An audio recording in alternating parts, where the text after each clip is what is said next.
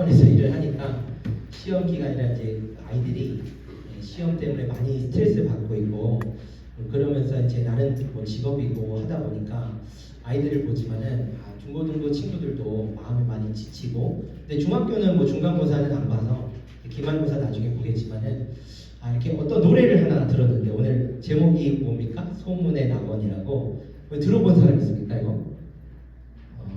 여러분 악동 뮤지션 알아요? 악동 뮤지션 알죠? 악동 뮤지션 그 두 남매가 그 선교사님의 아들 자녀들인 거 알아요? 그 교회를 다녀요. 그래서 그 YG라는 그 기획사에 뭐 이렇게 10년 이상 있다가 지금 회사를 나와서 새로 회사를 차렸다고 하더라고요. 근데 이제 두 남매가 이렇게 되게 정말 전형적으로 교회 안에서 튀어나온 것 같은 교회 찬양팀에서 튀어나온 것 같은 그런 느낌인데 이 연애 정말 가혹한 연예계에서 오랫동안 살아남으면서 그들이 지조 있게 자신들이 추구하는 창조적인 활동을 하더라고요. 근데 목사님은 이번에 이제 새로운 노래가 나왔는데 이 노래가 참 마음에 너무 이렇게 위로가 되고 막 에덴 동산에 이렇게 에덴 동산 하나님이 이 세상을 만드실 때 이제 참 아름답게 에덴 동산을 만들어 놓으셨잖아요. 그래서 거기에 있는 그 동물들하고 육식동물하고 친구처럼 지내는 그런 모습들이 이렇게 보였어. 그리고 사회에서 지치고 힘든 사람들 그리고 이제 여러분들도 공부 때문에 또 뭐 성적 때문에 자신의 어떠함 때문에 가정 환경이든 나의 외모든 뭐 관계든 여러 가지로 힘든 마음들이 있을 것 같아요. 목사님도 마찬가지고 여러분의 시기를 거치고 나도 여전히 지금 내 나이에 맞는 괴로움이 있어. 그래서 그런 가운데 여러분들 좀 지치고 힘든 마음을 같이 위로받고 싶고 또 이 노래 가사를 보면서 목사님 참 성경적으로 이런 부분은 너무 성경적이다. 그래서 그 이찬혁이라는 그 친구가 아주 재능이 많은 친구인데 되게 영적으로 이 노래를 썼어요. 그래서 이 노래를 가사를 몇 가지만 좀 성경적으로 한번 살펴보고 한번 이 노래 자체를 이렇게 뮤직비디오를 이렇게 한번 보는 것만으로도 그냥 설교 한 편보다 낫겠다 싶었어요. 그래서 이거 우리 잠깐 말씀 한번 보겠습니다. 자, 마태복음 11장 28절 말씀인데요. 여러 가지 갑자기 안 나와 됐어요. 자, 다 같이 한번 읽어봅니다. 시작. 수고하고 무거운 짐진 자들아 다 내게로 오라. 내가 너희를 쉬게 하리라. 그렇죠? 지치고 힘든 나그네 이런 노래 가사가 있거든요. 그래서 뭔가 이렇게 잠깐 앉아봐 그러면서 이제 뭐 맛있는 스프와 고기가 있고 이런 모습으로 도시를 떠나자. 그래서 어딘가 낙원으로 가자라는 건데 사실 이렇게 영적으로 뭐 가요계든 어디든 사람들이 많이 이렇게 도시에 살다 보면 경쟁하고 또 피곤하고 비교하고 뭐 예쁘고 멋있고 돈이 많고 부유하고 가난하고 이런 갈등들이 우리 안에 있어요. 그러니까 그런 것들 속에서 우리가 여러분 특히 인스타 하면 사실 그런 거 되게 많이 보이잖아. 그러니까 그런 인스타를 학교 선생님들 목사님도 초등학교 6학년 학부모예요. 2학년 6학년인데 6학년 딸이 인스타를 보기 시작했어요. 중독이 됐어요. 그래서 이거를 통제하고 싶으면 관계가 틀어져서 이걸 막지를 못해. 그래서 되게 고민인 거예요. 그래서 어느 날 학부모 전화가 왔는데, 그러니까 정기적인 상담 전화예요. 근데 그 선생님이 학생들 인스타 막아야 됩니다. 이래. 근데 왜 막아야 되냐면 인스타가 학교 폭력의 원인이 돼요. 그러니까 그게 직접적인 원인일 수 있지만 DM 보내고 서로 관계가 틀어지기도 하고 인스타에 보면 각종 이 시각적인 걸 여러분 자극하고 이게 여러분들이 또래 집단끼리 어울리다 보면 이게 비교 의식이 되고 또 여러 가지 문제가 있더라고요. 그래서 그거를 막으려고 어떻게든 막아야 돼요. 요즘에는 학교 폭력도 5학년, 초등학교 5학년, 6학년 때 집단 따돌림부터 시작해서 그게 폭력으로 확대가 돼요. 여러분 중학교, 고등학교만 학교 폭력이 노출된 게 아니더라고요. 그래서 여러분 이제 사람들이 죄에 노출돼 있고 병들어 있고 비교되고 그 무리에 끼지 못하면 외톨이가 되고 그런 갈등들이 여러분 안에 있어요. 어른들도 마찬가지예요. 어른들도 마찬가지고 여러분 이런 부분들이 참 우리에게 무거운 짐이겠구나. 그래서 이 사람들도 이 악동 뮤지션 중에 이제 이찬혁이라는 사람이 이 노래 가사를 쓴 이유도 그곳에서 이렇게 뭐 가요계든 이렇게 보는 사람들이 다 그런 사람들이겠죠. 그래서 나는 되게 인상적인 거는 뭐냐면 청룡영화제 때 그 오프닝 무대를 했었어요. 그때 이제 이 샴페인 잔 하나 들고 막 이렇게 하는데 이제 그 배우들이 눈물이 글썽글썽거리는 모습을 봤어요. 왜냐면 그 배우들의 연예인들의 우울증이 많아. 그러니까 자기가 막 화려했다가 식어지고 하면 공허함 때문에 떨어지는 거예요. 그러니까 많은 사람들을 위로하고 괜찮다라고 울린 외침이 있었어요. 그러니까 저는 그게 되게 복음적이고 이 친구가 대놓고 교회를 다녀라라고 얘기하는 게 아니라 뭔가 괜찮다 위로하고 만져주는 느낌이 좋았어요. 그래서 저는 게 우리가 사회상을 살아갈 때도 이런 것이 전도가 아닐까 그런 생각을 했는데 어쨌든 잠깐 이거 음악을 한번 뮤직비디오 한번 보고 몇 가지만 한번 성경적으로 살펴봤으면 좋겠습니다.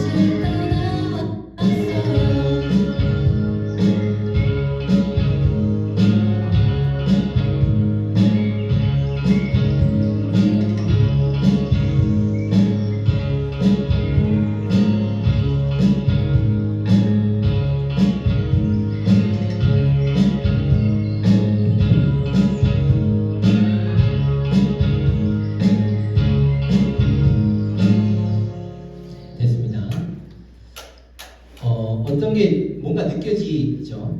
내가 말로 이렇게 저 부분에서 저걸 느껴야 돼. 뭐 이렇게 뭐 할 수 없는 부분인 것 같아요. 그러니까 여러분 각자가 이걸 보고 이제 우리가 성령을 통해서 하나님의 위로가 우리 안에 이제 뭔가 있죠. 이제 몇 가지 가사만 보면서 이렇게 이제 성경적으로 이런 부분을 제 생각에는 그 이찬혁이라는 사람 자체가 그냥 단순히 곡만 창의적으로 쓰는 것이 아니라 사람들한테 주고자 하는 메시지가 있어요. 저는 그 YG라는 기획사를 보면 거기에 이제 그 어떤 가수 굉장히 유명한 가수들이 있었잖아요. 그 그룹이 안 좋은 일로 이렇게 되고 그 회사도 휘청휘청 됐어요. 근데 여기서 이 악동 뮤지션은 이 순수함을 잃지 않고 물론 그 안에서 타협한 부분도 있는지 모르겠어요. 근데 어쨌든 지조를 잃지 않고 그 믿음으로 계속 살아가고 그 부모님의 어떤 그런 뭐 기도도 있었겠고 그들의 신앙도 있었다라고 생각을 해요. 근데 사람들한테 복음적으로 외치는 메시지가 있는 것 같은데 저는 이제 몇 가지를 발견했어요. 그래서 거기서 몇 가지만 한번 나눠보고 싶은데 자, 첫 번째로는 이제 맨 처음에 가사가 잠깐 앉아요. 따뜻한 스프와 고기가 있어요. 라는 가사로 시작을 해요. 그러니까 지나가는 나그네 삶에 지친 사람들을 붙들고 이렇게 잠깐 초대하는 거예요. 그래서 잠깐 앉아라 따뜻한 스프 몸을 녹이는 정말 추위 속에서 벌벌 떨며 세상에서 얼어붙은 그 마음들을 잠깐 녹이는 그 스프가 우리 몸에 들어가잖아요. 그리고 그 고기는 허기진 어떤 우리의 빈 마음을 채워주는 거예요.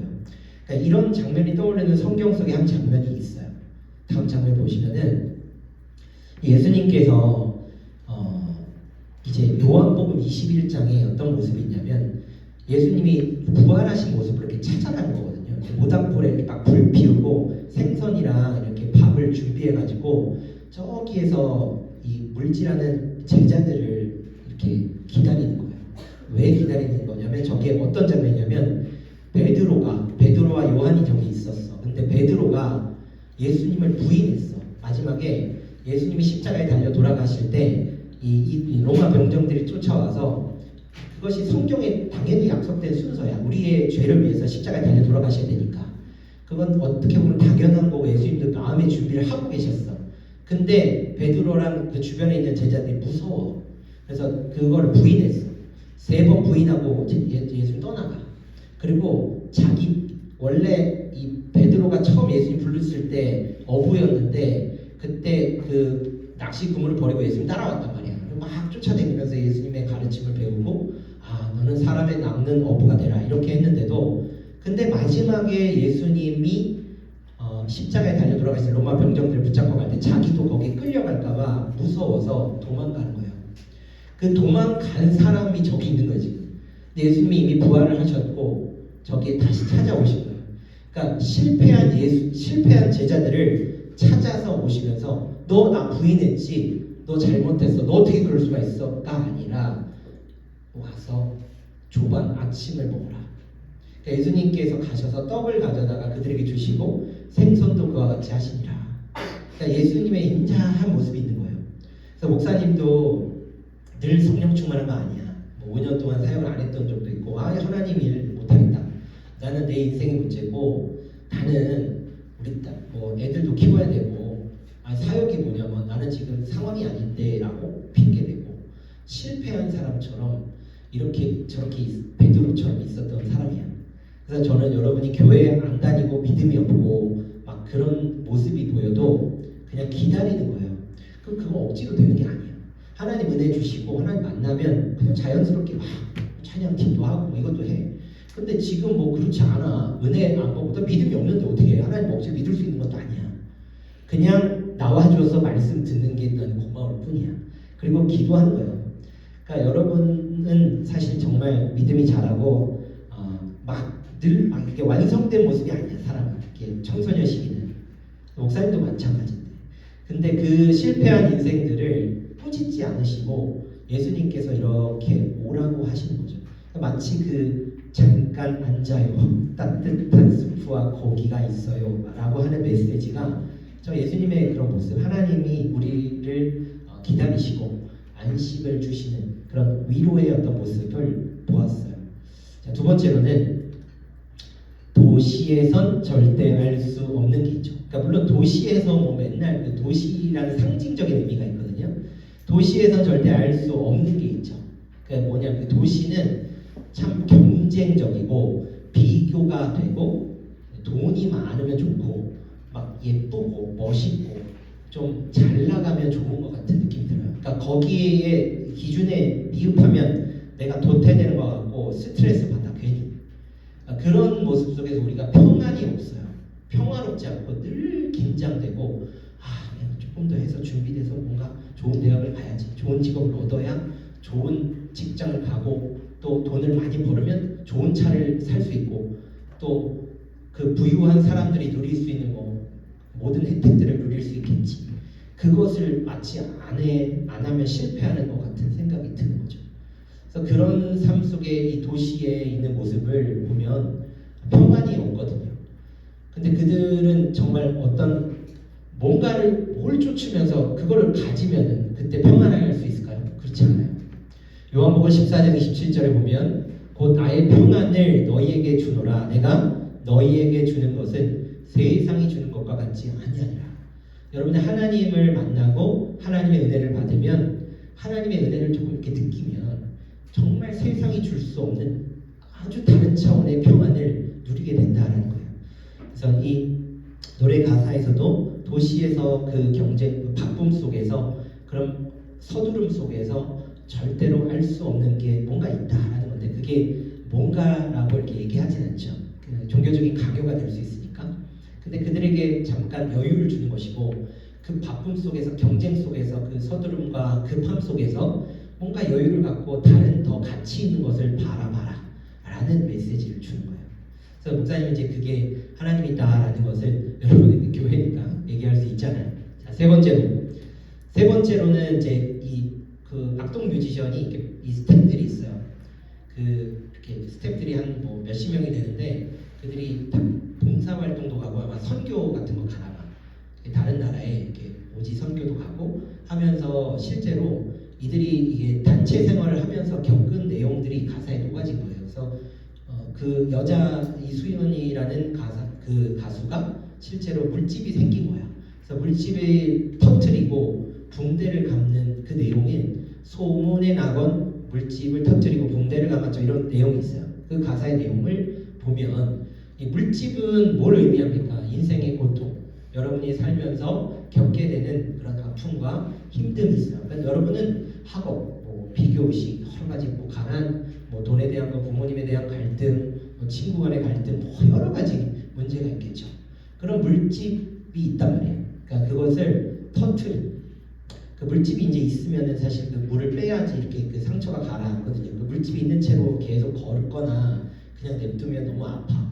그래서 어쨌든 그걸 터트려야 돼. 물을 빼고 이 상처를 좀 치유해야 돼요. 그래서 붕대를 감고 압박하면서 지혈을 하고 그러면 이제 상처가 회복이 되는 시간이 좀 필요한 거예요. 그래서 여러분 이 세상이 병들어 있고 영적으로든 육적으로든 이 병에 걸린 사람들을 위해서 예수님께서 무엇을 하셨냐?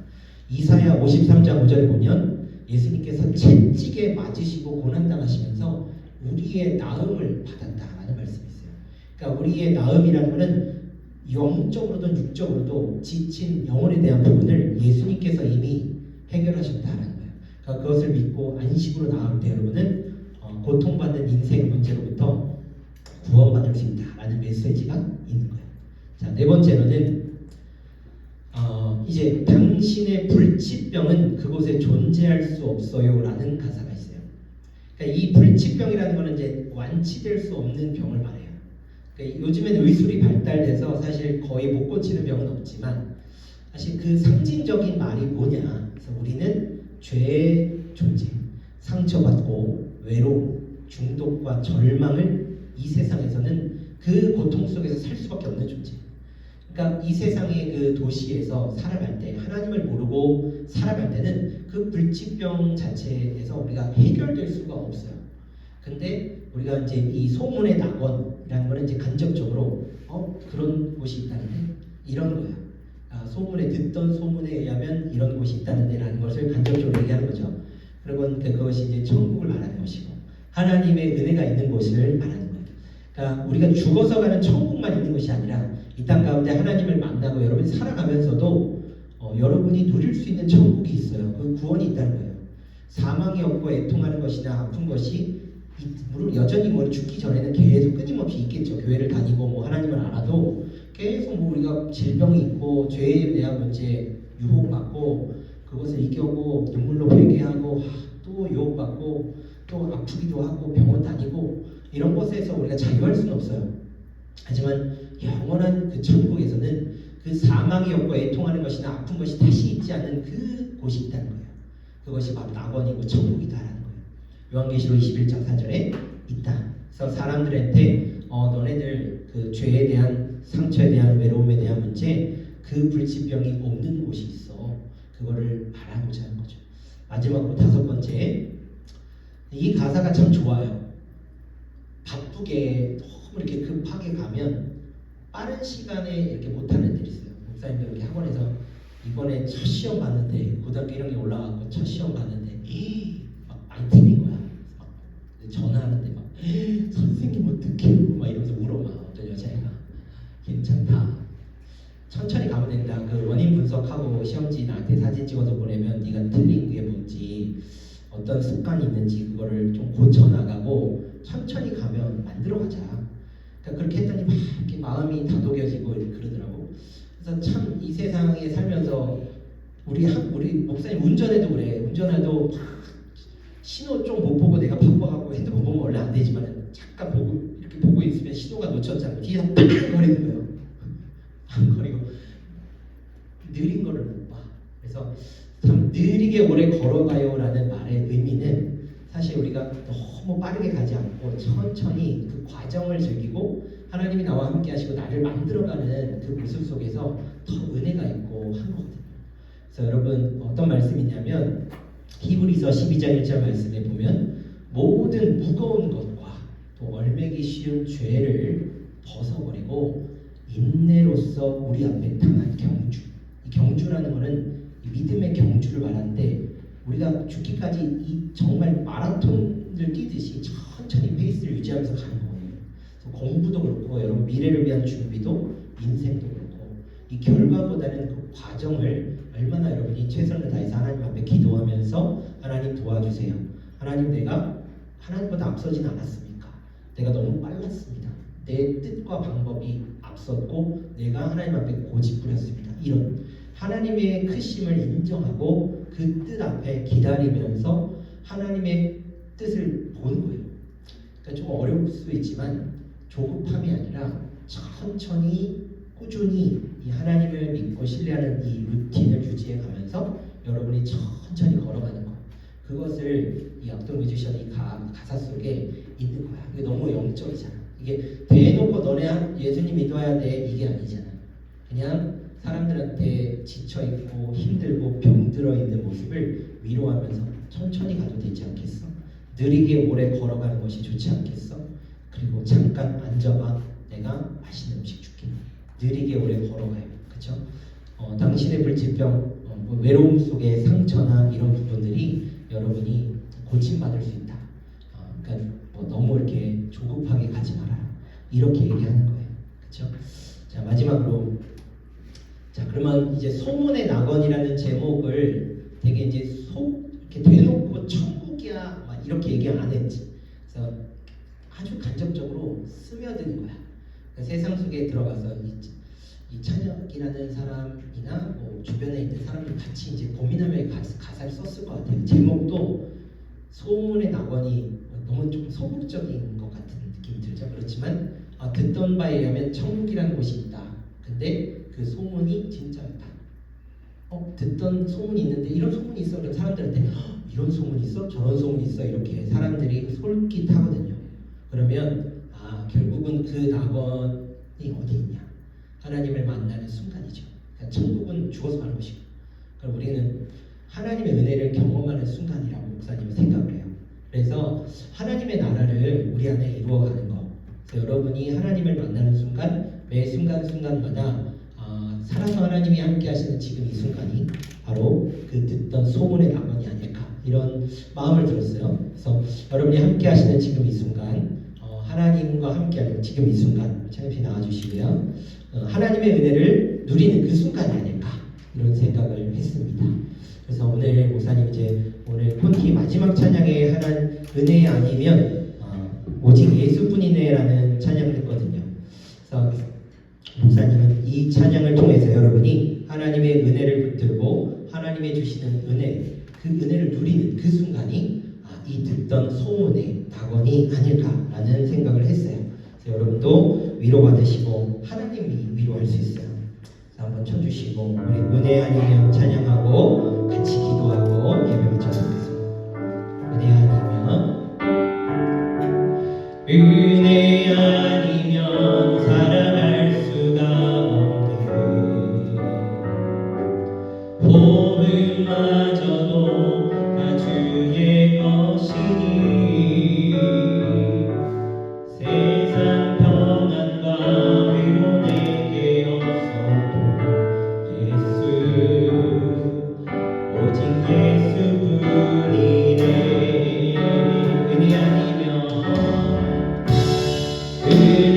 아니면 살아갈 수 없는 나의 모든 것 다 주께 맡기니 참된 평안과 위로 내게 주신 주 예수 오직 예수뿐이네.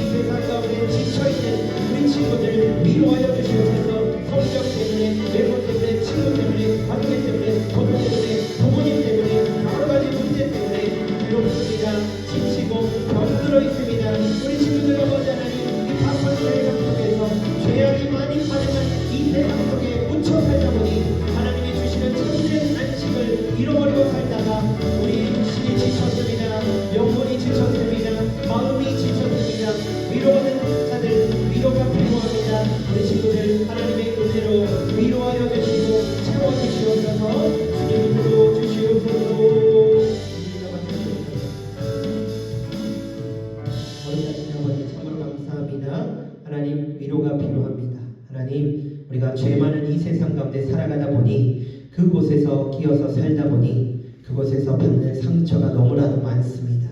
하나님 육신의 어려움 또 하나님 여러 가지 우리 생각에 어려움이 있고 마음이 불안하고 초조하고 친구 때문에 미움받을까봐 또 저 친구가 상처받으면 어떡하지? 또 내가 상처받고 말 한마디에 상처받고 비교받고 외모 때문에 또 성적 때문에 우리 어떠함 때문에 앞길에 대한 불안 때문에 불안한 마음이 있습니다. 주님 붙들어 주시고 위로하여 주시고 은혜 주시옵소서. 감사를 드리며 예수님의 이름으로 기도합니다. 우리 헌금 기도도 많이 합니다. 하나님 아버지 하나님 앞에 드리는 예물 받아주시고 하나님 나라 위하여 아름답게 사용되게 하여 주옵소서. 감사를 드리며 예수님의 이름으로 기도합니다. 아멘.